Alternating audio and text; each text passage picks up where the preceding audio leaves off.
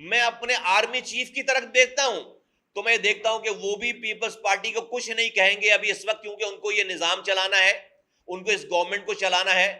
میں chief justice صاحب کی طرف دیکھتا ہوں پاکستان کے، وہ مجھے بچائیں گے پیپلز پارٹی سے، تو وہ بھی جو ہے وہ کوئی خاطر خواہ نئی آواز لگائیں گے یا اس پہ داد رسی نہیں کریں، ان کو بھی نظام چلانا ہے، اس لیے کہ اس حکومت کو چلانا ہے، اور اس حکومت کو چلانے کے لیے پیپلز پارٹی لازم ملزوم ہے۔ پیپلز پارٹی اس وقت کنگ میکر ہے۔ میں پاکستان کے ریاست کے اداروں کی طرف دیکھتا ہوں، ایجنسیوں کی طرف دیکھتا ہوں، تو سب کو اس وقت جو ہے وہ پاکستان کی حکومت کو چلانا ہے، اور اس حکومت کو چلانے کے لیے پیپلز پارٹی کا جو ہے وہ کلیدی رول ہے۔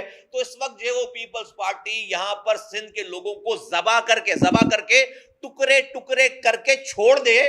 اس وقت نہ وزیر اعظم، نہ آرمی چیف، نہ ایجنسیاں، نہ ادارے، نہ چیف جسٹس، کوئی ہمیں پوچھنے والا نہیں ہے۔ یہ ہے اس وقت ملک کا حال۔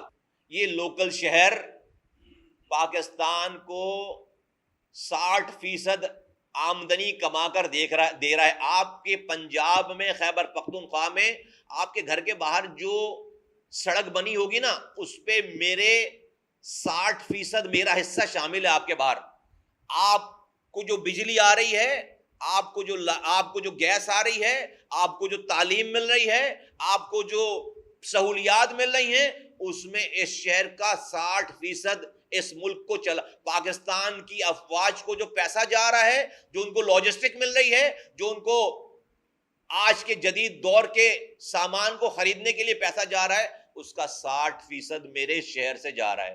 تو اگر آپ کو یہ لگ رہا ہے کہ یہ صرف شہر کراچی کا مسئلہ ہے، ان کو ڈوبنے دو، مرنے دو، تو یہ ایسا ہی ہے کہ آپ جس شاخ پر بیٹھے ہیں اسی شاخ کو کاٹ رہے ہیں۔ ایک فیصلہ آیا سپریم کورٹ سے کہ لوکل گورنمنٹ کے اختیارات اور وسائل جو ہیں وہ لوکل گورنمنٹ کو دیے جائیں آرٹیکل 140A کی تشریح کے طور پر۔ لیکن سپریم کورٹ کا یہ فیصلہ، اگر اس کو میں عام پاکستانی کی زبان میں اس کو سمجھانا سکوں، جو پچھلے چیف جسٹس صاحب تھے، انہوں نے اس فیصلے کے آخر میں لکھا کہ یہی پیپلز پارٹی کی جو صوبائی حکومت ہے، وہ ان کے سارے ڈیسیجن کو جا کر ان لائنز کے اوپر جا کر اپنی صوبائی اسمبلی میں قانون سازی کرے ان کے فیصلے کے مطابق، اور وہ آخری دن تھا، وہ چلے گئے۔ یہ ایسے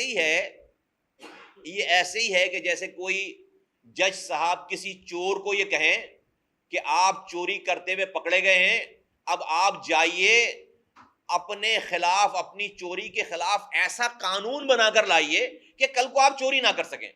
آج یہ پوچھتا ہوں کہ جو ملک میں مہنگائی ہے، یہ جو ملک میں بے روزگاری ہے، اس سے کس امیر زادے حکمران کو اس سے کوئی تکلیف پہنچی ہے؟ مجھے بتائیں۔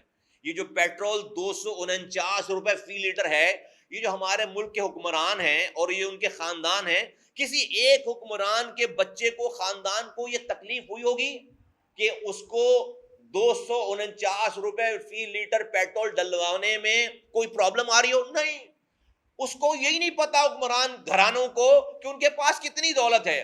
یہ تو ہم جیسے لوگوں کو، مجھ جیسے اور میرے اس ملک میں اور جو مڈل کلاس ہیں، لوور مڈل کلاس لوگ ہیں، جو حلال پیسے کی تنخواہوں میں گزارا کر رہے ہیں، ان کو یہ پتا چل رہا ہے کہ یہ اس ملک کی مہنگائی ہمیں کہاں لے گئی ہے۔ پیٹرول جب آپ ڈلوانے جاتے ہیں اور فی لیٹر جب آپ کو 249 روپے دینے پڑ رہے ہیں، تو آپ کا سارا نظام جو ہے وہ گھر چلانے کا درہم برہم ہو گیا ہے۔ ایک غریب آدمی فاقے پہ اتر آیا ہے۔ اب اس کنڈیشن والے آدمی کو آپ کل کہیں کہ ملک ڈیفالٹ ہو گیا، دیوالیہ ہو گیا ہے، یہ ملک جو ہے وہ فائنینشلی دیوالیہ ہو گیا ہے، تو اس غریب آدمی کو کیا فرق پڑے گا؟ جو کہ پہلے ہی مرا ہوا ہے، اس ملک کے غریب آدمی کو کیا فرق پڑے گا؟